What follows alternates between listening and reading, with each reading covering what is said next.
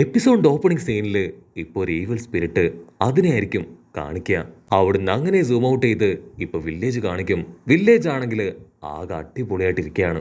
അവിടുന്ന് അങ്ങനെ സൂം ചെയ്ത് അക്കാദമിയിലാണെങ്കിൽ ഇപ്പോ ഷിനോ സ്റ്റുഡൻസിനെ എല്ലാം കൂട്ടി പുറത്തേക്ക് കൊണ്ടുവരും. എന്നിട്ട് അവരോട് പറയും, ഇന്ന് നമ്മൾ ഷുരിംഗൻ ട്രെയിനിങ് ആണ് ചെയ്യാൻ പോകുന്നത്. സോ കറക്റ്റ് ആയിട്ട് എല്ലാവരും എയിം ചെയ്ത് ഷുരിംഗൻ ട്രെയിനിങ് ചെയ്യണം. ഷീനോ അത് പറയേണ്ട താമസം അവരെല്ലാവരും അച്ചരം പൊച്ചരം ഷുരിംഗം വലിച്ചെറിയും. അപ്പോഴായിരിക്കും നമ്മുടെ ലീയുടെ മകൻ അവൻ ഷുരിംഗനെടുത്ത് കറക്കി കറക്കി കറക്റ്റ് പോയിന്റിലേക്ക് വലിച്ചെറിയുന്നത് എല്ലാവരും കാണുക. അവൻ അങ്ങനെ ചെയ്യുന്നത് കണ്ട് ഈനോജിനും ബാക്കിയുള്ള പെമ്പിള്ളാരും ചെക്കന്മാരെല്ലാവരും ഇംപ്രസ്ഡ് ആയി അവനെ നോക്കി നിൽക്കും. പക്ഷെ അപ്പോഴാണെങ്കിൽ അവനെ കൊണ്ട് കറക്റ്റായിട്ട് എറിയാനും കഴിയില്ല. ഉടനെ ബറൂട്ടോ, എല്ലാവരും മാറിക്കോ, എന്റെ വലിയൊരു ഷുരീങ്കൻ അതാ പോയിന്റ് എയിം ചെയ്ത് വരികയാണെന്ന് പറഞ്ഞ് വലിയൊരു ഷുരീങ്കൻ അവൻ കറക്കി എറിയും. മെറ്റലിലേക്കാണെങ്കിൽ എന്താ ചെയ്യേണ്ടതെന്ന് അറിയില്ല. അവൻ കാലുപൊക്കി അവിടെ ഓടാൻ ശ്രമിക്കും.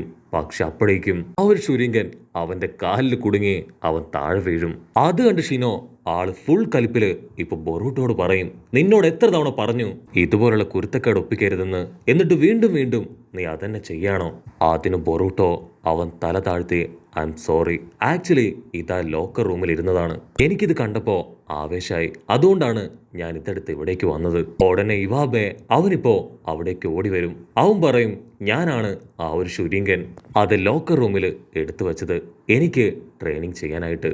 ഷിനോയ്ക്കാണെങ്കിൽ കാലി കയറി വരും. അവൻ പറയും, നിങ്ങൾ എല്ലാവരും എത്രയും പെട്ടെന്ന് ഓഫീസ് റൂമിലേക്ക് വരണം. കട്ട് ചെയ്ത എല്ലാവരും ഓഫീസ് റൂമിലേക്ക് വന്നതിന് ശേഷം ഷിനോ പറയും, ഞാൻ ഇത്രയും ക്ഷമിച്ചു, ഇനി എനിക്ക് പറ്റില്ല, നിങ്ങൾ എല്ലാവരും വളരെ ബാഡായിട്ട് വരികയാണ്. നിങ്ങളുടെ ഈ പ്രായത്തില് ഞങ്ങൾക്കും ഇതുപോലുള്ള ചില കുസൃതികളൊക്കെ ഉണ്ടായിരുന്നു. പക്ഷെ നിങ്ങളാണെങ്കിൽ ഒരല്പം ഓവറാണ്. സോ എല്ലാവർക്കും ഞാൻ കുറച്ച് റെസ്പോൺസിബിലിറ്റി തരാൻ പോവാണ്. ഷിനോ സ്റ്റുഡൻസിനെ എല്ലാവരെയും കൂട്ടി തകർന്നു പോയ നറൂട്ടോയുടെ പ്രതിമയുടെ അടുത്തേക്ക് വരും. അതെത്രയും പെട്ടെന്ന് റിപ്പയർ ചെയ്യുക എന്നതാണ് നമ്മുടെ ആൾക്കാരുടെ ഇപ്പോഴത്തെ ജോലി. ഷിനോ ലിയോടും ക്ലാസ് റെപ്പിനോടും പറയും, നിങ്ങൾ രണ്ടുപേരും വേണം ഇത് സൂപ്പർവൈസ് ചെയ്യാൻ. ബൊറൂട്ടോയ്ക്കാണെങ്കിൽ അത് തീരെ ഇഷ്ടാവില്ല. എന്നെ കൊണ്ട് പറ്റില്ല, ഞാൻ ഒരിക്കലും ഇങ്ങനെയുള്ള വർക്കൊന്നും ചെയ്യില്ല എന്ന് പറഞ്ഞ് അങ്ങനെ ശാഠ്യം പിടിച്ചു നിൽക്കും. അപ്പോഴായിരിക്കും ഷിനോ ആളിപ്പോ അവിടേക്ക് വരിക. മാസ്റ്ററിനെ കണ്ടതും നമ്മുടെ ബൊറൂട്ടോ കുട്ടൻ അവൻ ഓടിപ്പോയി ജോലി ആരംഭിക്കാൻ തുടങ്ങും. മെറ്റോലിക്കാണെങ്കിൽ അവന്റെ കൈ വിറയ്ക്കാൻ തുടങ്ങും. ഇത്രയും വലിയ ഹൊക്കാഗയുടെ ശില്പം അതാണോ ഞാനിപ്പോ റിപ്പയർ ചെയ്യുന്നേ? എനിക്ക് ആക്ച്വലി ഇത് വിശ്വസിക്കാൻ പറ്റുന്നില്ല എന്നൊക്കെ പറഞ്ഞ് അവൻ വീണ്ടും വീണ്ടും അവന്റെ കൊത്തുപണി തുടരും. അല്പസമയം കഴിയുമ്പോ നമ്മുടെ ബൊറൂട്ടോ, ഈനോജിൻ, ഷിക്കഡ അങ്ങനെ എല്ലാവരും ചേർന്ന് അവരുടെ ജോലിയൊക്കെ നിർത്തിവെച്ച് കാര്യമായിട്ട് ഗെയിം കളിക്കുകയാണ്. അത് കണ്ട് ക്ലാസ് റെപ്പ് പറയും, ഇത്രയും നേരം ബ്രേക്ക് എടുത്തത് മതി, എത്രയും പെട്ടെന്ന് ഈ വർക്ക് തീർക്ക്. ഉടനെ ഷിക്കഡ അവൻ മെറ്റല്ലിയെ നോക്കി പറയും, ഞങ്ങളുടെ പോർഷൻ ഏകദേശം കംപ്ലീറ്റ് ആയി, പക്ഷെ നിന്റെ വർക്ക് അതിപ്പോഴും പെൻഡിങ് ആണെന്ന് പറയും. അത് കേൾക്കേണ്ട താമസം അവൻ ഉളിയും ചുറ്റുകയൊക്കെ എടുത്ത് ആഞ്ഞു വെട്ടി അവന്റെ പണി അത് വേഗം തീർക്കാൻ ശ്രമിക്കും. അവൻ ടെൻഷനായി ആഞ്ഞു വെട്ടുമ്പോ ആ ഒരു ശില അത് മുഴുവനായിട്ട് തകർന്ന് താഴേക്ക് വീഴും. മെറ്റലിനാണെങ്കിൽ എന്താ ചെയ്യേണ്ടതെന്നറിയില്ല. അങ്ങനെ വീണ്ടും അവരെല്ലാവരും ചേർന്ന് ആ പ്രതിമയുടെ പണി പുനരാരംഭിക്കും. അപ്പൊ ബൊറൂട്ടോ അവൻ ലിയോട് പറയും, നീ ഇങ്ങനെ ടെൻഷൻ അടിക്കേണ്ട ആവശ്യമൊന്നുമില്ല, നമുക്കെല്ലാം ശരിയാക്കി എടുക്കാം, നിന്റെ കൂടെ ഞങ്ങൾ എല്ലാവരും ഉണ്ട്. ഉടനെ ഷിക്കഡായി അവൻ മെറ്റല്ലിയോട് പറയും, ആക്ച്വലി നീ നല്ല ഹാർഡ് വർക്കറാണ്, പക്ഷെ നിന്റെ നെർവസ് ആണ് നിന്നെ എല്ലാ അബദ്ധങ്ങളിലും കൊണ്ട് ചാടിക്കുന്നത്. അതെ, നീ പറഞ്ഞത് കറക്റ്റ് ആണെന്ന് പറഞ്ഞ് മെറ്റല്ലി അവൻ തല താഴ്ത്തി വീട്ടിലേക്ക് നടന്നു പോകും. അത് കണ്ട് ഇപ്പൊ ക്ലാസ് റെപ്പ് അവൾ ഷിക്കഡയോട് പറയും, ശരിക്കും നീ അത്രയൊന്നും പറയേണ്ട ആവശ്യമില്ലായിരുന്നു. മെറ്റല്ലി ഒരു പാവം പയ്യനാണ്, അവൻ അബദ്ധത്തിലാണ് ഓരോ കാര്യങ്ങളും സംഭവിച്ചു പോകുന്നത്. ഹാർഡ് വർക്ക് ചെയ്യാനും മറ്റുള്ളവരെ ഹെൽപ്പ് ചെയ്യാനും അവന് യാതൊരു മടിയുമില്ല. അവിടുന്ന് അങ്ങനെ ബ്ലാക്ക് ഔട്ട് ചെയ്താ ഇപ്പൊ നൈറ്റ് കാണിക്കും. ഷിക്കഡയാണെങ്കിൽ മൊബൈലിൽ ഗെയിമൊക്കെ കളിച്ച് ഹാപ്പി ആയിട്ടിരിക്കുകയാണ്. അത് കണ്ട ടെൻ അവൾ ഓടി വന്ന് അവന്റെ തലയ്ക്ക് ഇടി വെച്ച് കൊടുക്കും. നീ ഫുൾ ടൈം ഗെയിം കളിച്ചോണ്ടിരിക്കുകയാണല്ലേ, നിനക്ക് പഠിക്കാനായിട്ട് യാതൊന്നുമില്ലേ? അപ്പൊ ശബ്ദം കേട്ട് ഇപ്പൊ ഷിക്കമരു അവിടേക്ക് വരും. ഷിക്കമരു പറയും, നിങ്ങൾ ക്ലാസ്സില് കുറച്ച് വികൃതിയൊക്കെ ഒപ്പിച്ചല്ലേ, അതൊന്നും കുഴപ്പമില്ല, ഞങ്ങളും പണ്ട് എപ്പോഴും ഇതുപോലുള്ള കുസൃതികളൊക്കെ ഒപ്പിക്കാറുണ്ട്, പക്ഷെ ഒരു കാരണവശാലും നീ നിന്റെ കൂടെയുള്ള ഫ്രണ്ട്സിനെ വേദനിപ്പിക്കരുത്. അത് കേട്ട് ഇപ്പൊ നമ്മുടെ ഷിക്കഡായി അവൻ ഒരു സെക്കൻഡ് മെറ്റല്ലിയെ ഓർമ്മ വരും. കട്ട് ചെയ്ത ഷിക്കഡായി അവനിപ്പോ പപ്പയെ നോക്കും.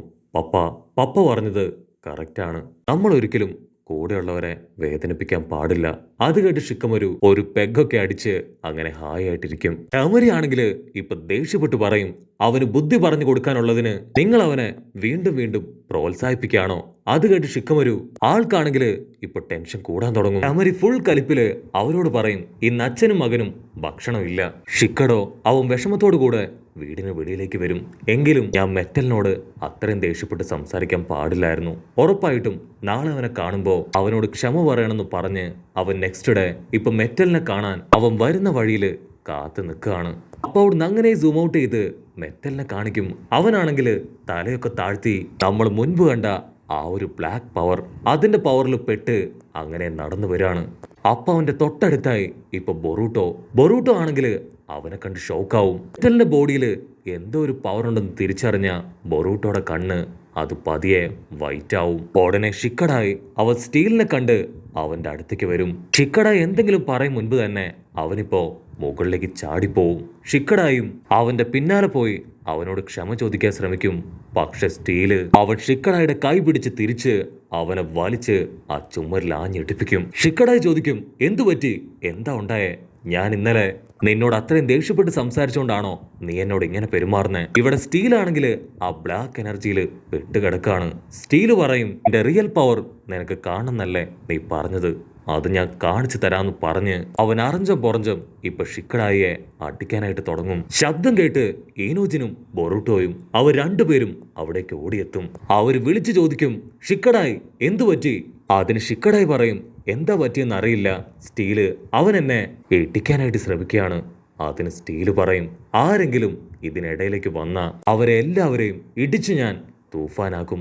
ഉടനെ ബൊറൂട്ടോ അവനവന്റെ പവർ ഉപയോഗിച്ച് കൂടുതൽ കാര്യമായിട്ട് അവനെ സ്കാൻ ചെയ്യും.